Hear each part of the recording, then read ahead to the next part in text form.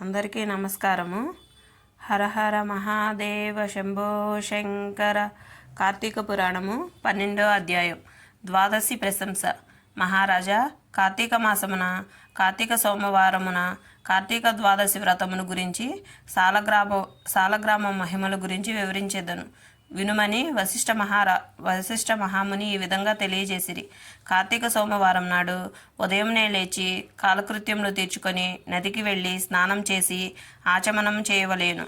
తరువాత శక్తి కొలది బ్రాహ్మణులకు దానమిచ్చి ఆ రోజంతయు ఉపవాసముండి సాయంకాలం శివాలయంకు కానీ విష్ణాలయంకు కానీ వెళ్ళి దేవుని పూజించి నక్షత్ర దర్శనం చేసుకొని పిమ్మట భుజింపవలయను. ఈ విధంగా చేసిన వారికి సకల సంపదలు కలుగుడియేగాక మోక్షం కూడా పొందుదురు. కార్తీక మాసంలో శని త్రయోదశి వచ్చిన ఎడల నా వ్రతమాచరించినచో 100 రెట్లు ఫలితం కలుగును. కార్తీక శుద్ధ ఏకాదశి రోజున పూర్ణోపవాసముండి ఆ రాత్రి విష్ణాలయంకు వెళ్ళి శ్రీహరిని మనసారా ధ్యానించి శ్రీహరి సన్నిధిని పురాణ కాలక్షేపం చేసి మరునాడు బ్రాహ్మణ సమారాధన చేసిన 1,000,000 యజ్ఞముల ఫలితము కలుగును. ఈ విధంగా చేసిన వార్లకు సూర్యగ్రహణ సమయమున గంగా నదిలో స్నానం చేసి 1,000,000 బ్రాహ్మణులకు భోజన దానం చేసినంత పుణ్యం కలుగును. దానికంటే నధికముగా ఫలం కలుగును.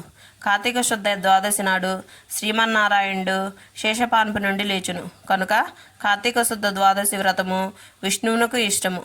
ఆ రోజున శ్రీమంతులు ఎవరైనా ఆవు కొమ్ములకు బంగారు తొడుగులు తగిలించి ఆవు కాళ్లకు వెండి డెక్కలు తగిలించి దూడతో సహా బ్రాహ్మణులకు దానమిచ్చిన ఎడల ఆ ఆవు శరీరమందు ఎన్నో రోమములు కలవో అన్ని సంవత్సరములు ఇంద్రలోకంలో స్వర్గసుఖములందుదురు. కార్తీక మాసం మందు వస్త్రదానం చేసినను గొప్ప ఫలం కలుగును. మరియు కార్తీక శుద్ధ పాడ్యమి రోజున కార్తీక పౌర్ణమి రోజున కంచు పాత్రలో ఆవు నెయ్యి పోసి దీపముంచిన వారు పూర్వజన్మందు చేసిన సకల పాపములు హరించును. ద్వాదశి నాడు యజ్ఞోపవీతములు దక్షిణతో బ్రాహ్మణులకు దానమిచ్చిన వారు ఇహపర సుఖమును పొందగలరు. ద్వాదశి రోజున బంగారు తులసి చెట్టును గాని సాలగ్రామమును గాని ఒక బ్రాహ్మణులకు దానమిచ్చిన ఎడల 4 సముద్రముల మధ్యనున్న భూమిని దానం చేసినంత ఫలము కలుగును. దీనికి ఉదాహరణగా ఒక కథ గలదు, శ్రద్ధగా ఆలకింపుము. సాలగ్రామ దానమహిమ. పూర్వము అఖండ గోదావరి నదీ తీరమందలి ఒకనొక పల్లెయందు ఒక వైశ్యుడు నివసించుచుండెను. వాడు మిగుల దురాశపరుడై నిత్యము ధనమును కూడబెట్టుచు తాను అనుభవించగా ఇతరులకు పెట్టగా పేదలకు దాన ధర్మములు చేయక ఎల్లప్పుడూ పరనిందలతో తానే గొప్ప శ్రీమంతుడిగా విర్రవీగుచు ఏ జీవికి కూడా ఉపకారమైనగున చేయక పరుల ద్రవ్యమునిట్లా అపహరింతునా అని తలంపుతో కుచిత బుద్ధి కలిగి కాలము గడుపుచుండెను. అతడొకనాడు తన గ్రామమునకు సమీపముననున్న పల్లెలో నివసించుచున్న ఒక బ్రాహ్మణునకు తన వద్దనున్న ధనమును పెద్ద వడ్డీ కప్పు ఇచ్చెను. మరికొంత కాలమునకు తన సొమ్ము తనకిమ్మని అడుగగా విప్రుడు, అయ్యా, తమ కీయవలసిన ధనము 1 నెల రోజులు గడువులో ఇవ్వగలను. మీ రుణం ఉంచుకోను. ఈ జన్మలో తీర్చని ఎడల మరుజన్మ మీ ఇంటి ఏ జంతువుగానో పుట్టి అయినా మీ రుణము తీర్చగలను అని సవినయంగా వేడుకొనెను. ఆ మాటలకు కోమటి మండిపడి, అట్లు వీలు లేదు, నా సొమ్ము నాకిప్పుడు ఇయ్యవలేను, లేని ఎడల నీ కంఠమున నరికివేయుదును అని ఆవేశ కొలది వెనక ముందు ఆలోచించక తన మొలనున్న కత్తితో ఆ బ్రాహ్మణుడు కుత్తుకొని కోసెను. వెంటనే ఆ బ్రాహ్మణుడు గిలగిలా తన్నుకొని చనిపోయాను. ఆ కోమటి భయపడి అక్కడనే ఉన్నచో రాజభటులు వచ్చి పట్టుకొందురని జడిసి తన గ్రామమునకు పారిపోయాను. బ్రాహ్మణ హత్య మహాపాపం కనుక అప్పటి నుండి ఆ వయస్సునకు బ్రహ్మహత్య మావహించి కుష్ఠవ్యాధి కలిగి నానా బాధలు పడుచు మరికొన్నాళ్లకు మరణించాను. వెంటనే యమదూతలు వచ్చి అతన్ని తీసుకొని పోయి రౌరవాది నరక కోపంలో బడద్రోసిరి. ఆ వయస్సునకు ఒక కుమారుడు కలడు. అతని పేరు ధర్మవీరుడు. ఆ పేరునకు తగినట్టుగా తండ్రి సంపాదించిన ధనమును దాన ధర్మములు చేయుచు పుణ్యకారములు ఆచరించుచు నీడ కొరకై చెట్టు నాటించుచు నూతులు చెరువులు తవ్వించుచు సకల జనులను సంతోషపెట్టుచు మంచి కీర్తిని సంపాదించను. ఇట్లుండగా కొంతకాలమునకు త్రిలోక సంచార్యగు నారదవారు యమలోకము దర్శించి భూలోకమునకు వచ్చి త్రోవలో ధర్మవీరుని ఇంటికి వేంచేసిరి. ధర్మవీరుడు నారదుల వారికి సాష్టాంగ దండ ప్రణామములు ఆచరించి విష్ణుదేవునిగా భావించి అర్హపాద్యాది విందుల చేత సత్కరించి చేతులు జోడించి, మహానుభావ, నా పుణ్యం కొలది నేను తమ దర్శనం లభించినది, నేను ధన్యుడను, నా జన్మ తరించినది, నా ఇల్లు పావనమైనది, శక్తి కొలది నే చెయ్యి సత్కార్యములు స్వీకరించి తమరు వచ్చిన కార్యమును విశదీకరింపుము అని సవినడే వేరుకొన్ను. అంత నారదుడు చిరునవ్వు నవ్వి, ఓ ధర్మవీర, నేను నీకు ఒక హితవు చెప్పదలిచి వచ్చి తిని. శ్రీ మహావిష్ణువునకు కార్తీక మాసంలో శుద్ధ ద్వాదశి మహాప్రీతికరమైన దినము. ఆ రోజున స్నాన దాన జపాదులు ఏమీ చేసినను అత్యంత ఫలం కలుగును.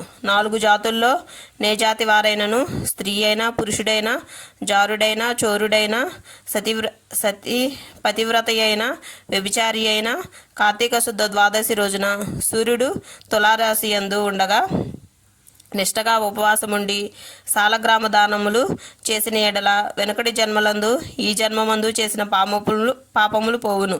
నీ తండ్రి యమలోకంలో మహా నరకం అనుభవించుచున్నాడు. అతన్ని ఉద్ధరించుటకై నీవు సాలగ్రామ దానం చేయక తప్పదు.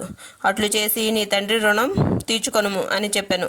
అంతటా ధర్మవీరుడు, నారదా మునివర్య, నేను గోదానము, భూదానము, హిరణ్యదానము మొదలగు మహాదానములు చేసి ఉంటిని.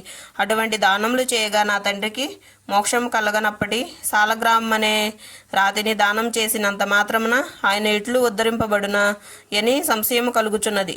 దీనివలన ఆకలి గొన్నవాని ఆకలి తీరున, దాహం కొన్నవాని దాహం తీరున కాక ఎందులకి దానము చేయవలేను. నేను ఈ సాలగ్రామం దానము మాత్రం చేయజాలనని నిష్కర్షగా పలికెను. ధర్మవీరుని అవివేకమునకు విచారించి, వైశ్యుడా, సాలగ్రామమును శిలా మాత్రముగా ఆలోచించితివి.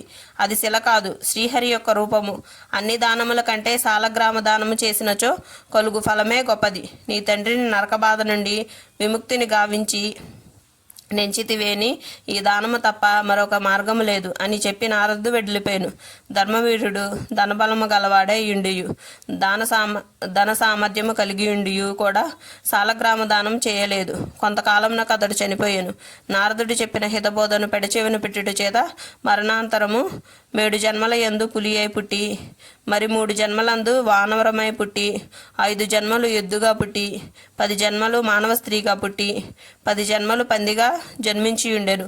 అట్లు జరిగిన తర్వాత 11వ జన్మలో ఒక పేద బ్రాహ్మణుని ఇంట స్త్రీగా పుట్టగా ఆమెకు యవ్వన కాలం రాగా ఆ పేద బ్రాహ్మణుడు ఒక విద్వాంసునికి ఇచ్చి పెండ్లి చేశాను.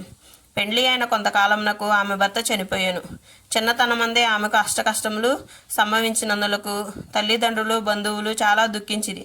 తండ్రి ఆమెకు ఈ విపత్తు ఎందువలన కలిగినాయని దివ్య దృష్టితో గ్రహించి వెంటనే ఆమె చేత సాలగ్రామ దానము చేయించి నాకు బాలవైధవ్యమునకు కారణమైన పూర్వజన్మ పాపం నశించుగాక అని చెప్పించి సాలగ్రామ దాన ఫలంను దారవోయించెను. ఆ రోజు కార్తీక సోమవారం ఒకటి వలన ఆ సాలగ్రామ దాన ఫలముతో ఆమె భర్త జీవించెను. పిదప ఆ నూతన దంపతులు చిరకాలము సకల సౌఖ్యములతో జీవించి జన్మాంతరమున స్వర్గమును కరిగిరి. మరి కొంతకాలమునకు ఆ బ్రాహ్మణ పుత్రిక మరొక బ్రాహ్మణుని ఇంట కుమారుడుగా పుట్టి నిత్యము సాలగ్రామ దానం చేయుచు ముక్తి నొందెను. కావున ఓ జనక, కార్తీక శుద్ధ ద్వాదశి రోజున సాలగ్రామ దానం చేసిన దానఫలము ఇంతింత కాదు, ఎంతో ఘనమైనది. కావున నీవును ఆ సాలగ్రామ దానము చేయుము. 12వ రోజు పారాయణం సమాప్తం. మీకు ఈ వీడియో నచ్చితే లైక్ చేసి, షేర్ చేసి, సబ్స్క్రైబ్ చేయండి ఫ్రెండ్స్. Thank you.